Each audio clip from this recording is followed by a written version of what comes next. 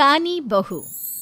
किशोरी लाल जी के बेटे राघव की शादी की बात जगह जगह चल रही थी, लेकिन किशोरी लाल जी को कोई लड़की पसंद ही नहीं आती थी। और उसकी एक ही वजह थी, किशोरी लाल जी का लालची होना। उनको लड़की वालों से मोटा दहेज चाहिए था और इसी चक्कर में एक दिन वो एक बहुत पैसे वाले के घर अपने बेटे का रिश्ता लेकर पहुंचे। उस आदमी का नाम था ओम प्रकाश। देखिए किशोरी लाल जी, मेरी एक ही बेटी है और मेरी सारी संपत्ति जायदाद सब कुछ मेरी बेटी नैना का ही है। पापा, नाम से लगता है बहुत खूबसूरत होगी। कितना अच्छा नाम है ना, नैना। ओ, वैसे बात तो सही है आपकी। अब इतना पैसा है, जमीन जायदाद है, इकलौती बेटी, आप भी क्या करेंगे? सब कुछ उसे ही देंगे ना। बिल्कुल ठीक पहचाना आपने। बस बेटी की शादी और सारी जायदाद उसके नाम। पापा, बिना देखे हाँ कर दीजिए ना। इतना अच्छा रिश्ता फिर कहाँ मिलेगा? माला माल हो जाएंगे हम। मैं अपनी बेटी को बुलाता हूँ।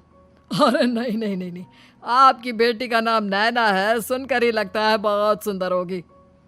रहने दीजिए अंकल, मैं तो आपकी बेटी के नाम से ही इतना खुश हो गया हूँ कि उसे बिना देखे शादी करने को तैयार हूँ। अब तो मैं उसका चेहरा सीधे शादी के बाद ही देखूंगा। और इस तरह राघव नैना का चेहरा नहीं देखता और उससे शादी कर लेता है। शादी के बाद अपनी सुहाग रात पर जब राघव नैना का घूंघट उठाकर देखता है तो नैना की आंखें बंद थी।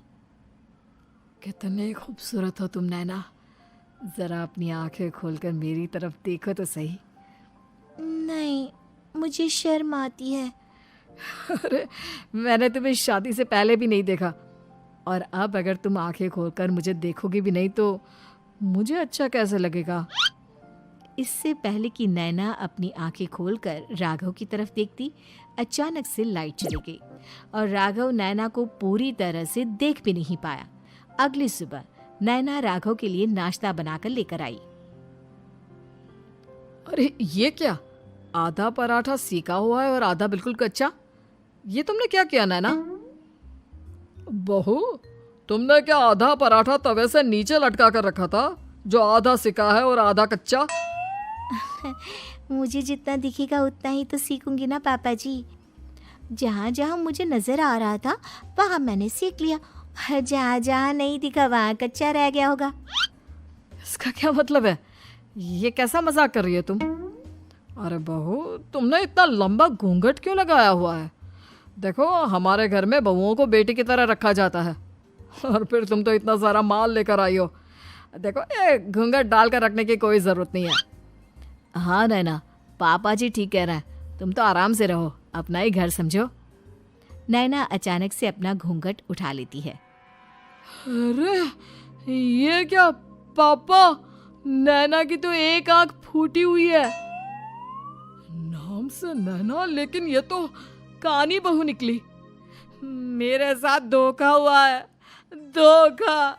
बिना दिखाए अपनी कानी लड़की मेरे संग ब्याह दी। मुझे कानी बीवी नहीं चाहिए। मुझे अभी ओम प्रकाश जी से बात करनी पड़ेगी। आखिर उन्होंने मेरे साथ ऐसा किया क्यों? अरे, आप लोगों ने ही तो पापा से कहा था कि आप लोग शादी से पहले मुझे देखना नहीं चाहते। अब मेरे पापा पर क्यों इल्जाम लगा रहे हैं? अरे लेकिन उन्हें बताना तो चाहिए था ना कि तुम कानी हो, एक आंख से तुम्हें दिखाई नहीं देता। किशोरी लाल और राघव नाराज होकर ओम प्रकाश को अपने घर बुलाते हैं। पापा जी, ये आपने क्या किया? शादी से पहले बताया क्यों नहीं कि नैना की आंखों में परेशानी है? अरे, आप ही ने तो लड़की देखने से मना कर दिया था। अरे लेकिन आप बता तो सकते थे। आपको तो हमारी बेटी की प्रॉपर्टी चाहिए थी, वो भी पूरी की पूरी। अब क्या हुआ अगर उसे आधा दिखाई देता है? प्रॉपर्टी तो आपको पूरी मिल गई ना। अरे ये क्या बात हुई? मेरी शादी प्रॉपर्टी से नहीं, आपकी बेटी से हुई है। अब ये तो पहले सोचना चाहिए था, तब तो मेरी प्रॉपर्टी देखकर तुम्हारी जुबान लप लपा रही थी। लेकिन मैं कानी लड़की को अपनी बीवी बनाकर नहीं रख सकता। पापा, कुछ करिए ना आप। हाँ, करता हूँ। देखिए ओम प्रकाश जी, आप हमारे साथ ऐसा नहीं कर सकते। और तुम देखो, अगर तुमने मेरी बेटी से शादी तोड़ी ना, तो जो भी प्रॉपर्टी मैंने तुम्हें दी है वो तो पूरी की पूरी वापस ले ही लूँगा, और आधी प्रॉपर्टी तुम्हारी भी लूँगा। अरे मेरी आधी प्रॉपर्टी भला क्यों लेंगे आप?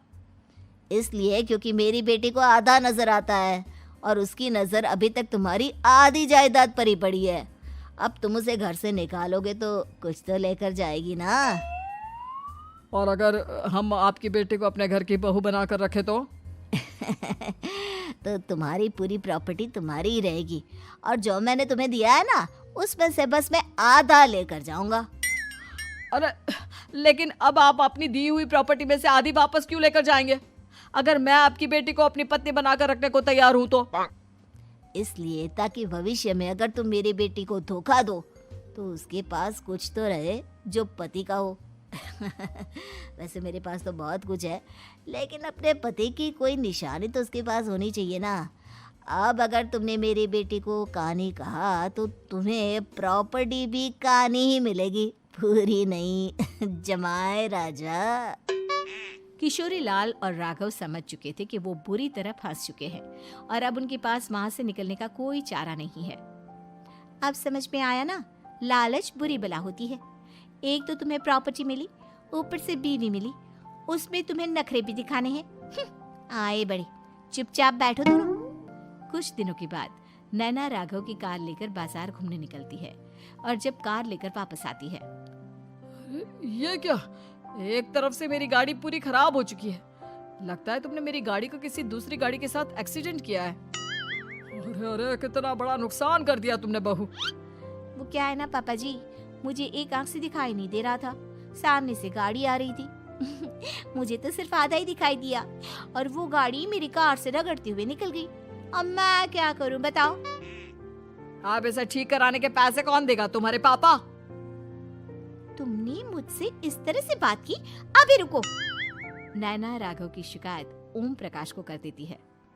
देखो राघव, अब जो मेरी आधी प्रॉपर्टी तुम्हारे पास थी ना, उसमें से आधी और मैं लेकर जाऊंगा, क्योंकि तुमने मेरी बेटी को डांटा। अरे नहीं नहीं पापा जी, गलती हो गई, माफ कर दो। गलती की तो कोई गुंजाइश ही नहीं। अगली बार मेरी बेटी को डांटा तो बची हुई आधी में से आधी और ले जाऊंगा। लालच के चक्कर में हम दोनों ने बहुत बड़ी गलती कर दी बेटा। एक तो तुम्हें कानी बहू मिली और ऊपर से जो माल मिला वो भी काना। इस तरह राघव की हर एक गलती पर ओम प्रकाश उसकी प्रॉपर्टी का आधा आधा हिस्सा लेकर अपना सारा माल वापस ले गया और राघव को कानी बीवी से काम चलाना पड़ा। भाई लालच वाकई में बुरी बला है।